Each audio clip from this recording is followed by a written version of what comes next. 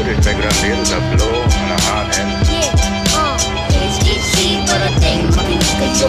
Mga tirang malakasan. HHC, parating makinig kayo. Mga tirang malakasan. They bring a long way. Balik. Yeah? Okay. 1, 2, 3, go. Alright, what's up? This is Angelo, your favorite yapper from Yaps and Noise. And I just discovered this group and putang ina sobrang akas sila talaga. Ito, Hardhead Collective. Hello, Hardhead Collective. Introduce sa sarili niya. Una na ako, Lian, producer ng HHC. Yes, sir. Pala si Pippen, Scotty Pippen, HHC. Yes, sir.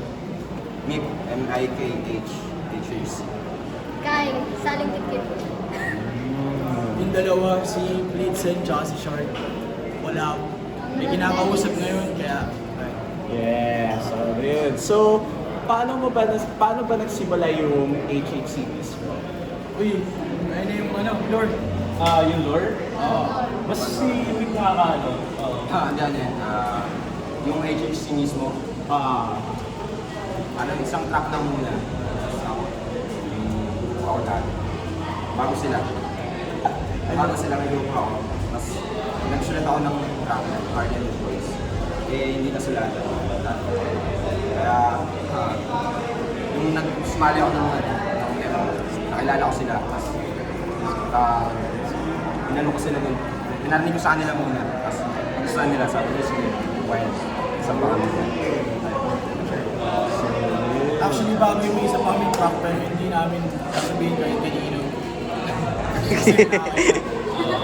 Kasi nagsimula rin sa Discord server kasi 2020 yun, nagkakilala kami lahat. Member kami lahat ng national EDMO. So, doon kami nagkakilala lahat, nagka-tropa, nagkakilala na mahilig sa hip-hop. So, nagtitripan namin gawa ng kanta. Ayun nga, yung secret track na yun. Hindi niya mahanap. Intro na namin existential. So, as far as I know, di ba, apat kayo na nagsimula kayo, di ba? Tapos, eventually, nag-asimula. Napakapat ba? Ang original members ng nakaunang susi namin, si Mick, ako, Pippen, si Leon, si Brian. Yan, apat lang kami. Galing nga.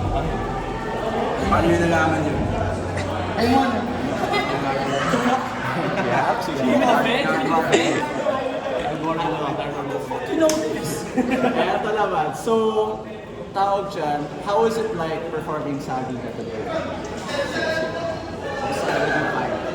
Sa gig today, grabe. Iba talaga yung energy ng Arpak kahit kailan. Ibang klase. Yung pinaka-malakas din namin na gig dati, Arpak talaga. Parang consistent so far mga arpat gigs na in-organize nila. Tapos walang palpak kahit saan, on all sides, wala talagang midpiece. Grabe yung crowd.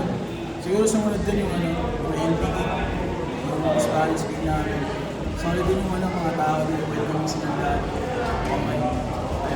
Tapos nag-gig kayo na sumali rin kayo sa gig ng JRC, no? As far as I know, sa noise control. Tapos balita ko rin pala, if I'm not wrong, dati, hindi ko alam kung sino sa inyo, pero meron isa or few members sa inyo, nagbabattle rap dati. Ay, si Mick tsaka si Vincent. Isang battle lang naman sa rap na yun. Isang battle sila. Actually, may isa pa. Sumunod, battle pa. Solid. Tapos meron ko rin gusto talungin. Parang, ano ba yung storya regarding sa Mary's Wash Up Laundry Shop? Yo! Kinuha pa the Mayor's Coffee Shop. Ay, nahisa na kami Hey, member. sa member si Blitzen. Hello. Yun. Kaya tanong about yung lore ng Mary Ako na eh. Sino gusto magkwento? O ako na? Sige, Ako na? Oo, ikaw si Shark Wala. Owen eh. Basically, yung Mary's Wash Up ay tapat lang yun ng bahay namin, former bahay, apartment namin. Na kinalakihan ko, like, sabihin na natin, bata pa ako, nung sinilang ako, doon ako lumaki, and then like, bumalik ako doon. And then like, nakilala ko sila, doon na kami nakapag-organize ng music, nakapagtulong sa music. Mas parang na lang siya, in some way, parang ano siya,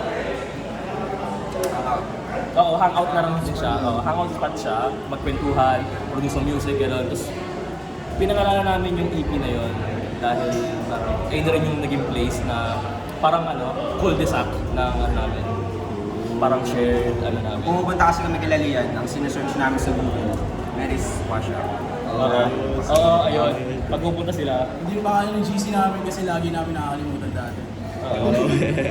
Solid naman. Eto naman, gano'n ba kalaki yung influence sa inyo si J. Paul? yo! Gusto ko parang Ito na sila. Yo! J. Paul. What the fuck you know about J. Paul? Gago, sobrang... Finger heart ko yun. Shark! J. Paul, kung naririnig mo to. Kasi yung bagong album, please lang. Mahal na mahal namin si J. Paul, puta. As in, sa kanya ko lang nalaman si J. Paul actually. Tapos sa kanila ko nalaman. Shark! Ay, tinatawag niya isang member namin. Yeah. Sorry. Woo! Yeah! The man! Batista in entrance. Time to play the game! Yeah, Shark. HSC. Ay, going back to J. Paul. Going back to J. Paul, very influential I guess na it's not really heard sa music namin but like in terms of production na very raw and very energetic feeling. Siguro doon ko na ihahalin tulad yung lalagay yung influences. It's not really on my sleeve, sabihin na natin yung influences na yun, but like I wear it proudly on what I do and what I make for the group. You know? Saka mahirap kasi talaga gayahin si J. Paul, bro. Tawa ng phone yun. Oo, totoo. Marinig mo lang yung influences niya sa ibang artist pero hindi nila makakopya si J. Paul. Oo, yun nga. My king! Shout out Lord. Influence sa J. Paul. Pinaka-influence sa atin yung work ethic ni J. Paul. Kasi parehas kami hindi nagre-release ng music. Parehas, lahat kami elusive, wala kaming social media presence. Siguro sila, ako, medyo. Yun lang. Tapos siguro ito na, last two questions. Kung meron ba kayong mga weird thoughts or conspiracies na gusto nyo i-share sa kanila? Weird conspiracies. Si ano? One by one Uy! Ay, may naisip na ako. Ako meron na ako. Meron ako. Si Gucci Mane, clone talaga si Gucci Mane. After nung kinulong siya, hindi na si Gucci Mane yung lumabas dun eh. Kasi masyado ng healthy na tao eh, tsaka sobrang buff, tsaka sobrang health and wealth shit na, so hindi si Gucci Mane yun. Yun lang sasabihin ko. I will not expound furthermore. Hindi si Gucci Mane yun. Agree ako dun. Ako, conspiracy. Hindi siya conspiracy, pwede siyang ano eh. Kahit ano. Weird thoughts. Parang ang sarap ano mo yun, pancit canton na may cheese whiz, alam mo yun. Pancit canton, sweet and spicy, tapos calamansi, putang ina. Dynamic duo yun, men. Hindi pwede mahiwala yun. Isa ba, nabanggit din niya sa akin, kwento niya sa akin dati. Yung zombie ng the cranberries. Ewan ko conspiracy to o fact. Pero, ano yun, propaganda yun. Political propaganda yun. Political propaganda na basically walang war sa UK and Irish There is no war in Basing Sea. Basically ganun. Sige, ikaw naman. Meron ka ba weird thoughts or Weird thoughts? gusto mo i-share? Kumpara kasi sa mga to, pinaka-normal eh. Yun lang yan. The Then, weirder the better. Walang conspiracy pero weird thoughts. Parang chicken yung mga lipoma sa surgery. Yung mga ano? Parang chicken yung lipoma na tinatanggal. Oo. Pwede mong kainin siya pag tinitignan mo. Weird. Hannibal Lecter. Ikaw, Brian. Weird thought, siguro, yun na nga, ang Hannibal, ang bobo ng mga detective doon. Cannibal! Sobrang obvious na kung sino eh. Bobo ng mga, huwag niyo panoorin yun. Ikaw, meron ka ba? Huwag kayong maniniwala sa diskarte o diploma. Mag-aral kayo. Normal yun ah. Life advice yun. Ikaw, sure. Ikaw naman. Marami akong binabasa na conspiracy from the Western world controlling the third world and other shit. Pero yung favorite kong Okay na, conspiracy. tama na. Yung favorite kong conspiracy. Si Avril Lavigne, after ng debut album niya na Let Go, namatay siya, tapos pinalitan siya ng Chloe. Giningin mo. Parang gano'n din yung kay Britney Spears eh. Hindi, legit yun. Hindi ko na-expound yun further. Oo. Pero totoo yun. Hindi nga siya conspiracy, para sa akin totoo yun. Napalitan si Avril Lavigne after ng debut album niya. Hindi siya yung kung sino niya ngayon. Vanessa ata pangalan yung bago.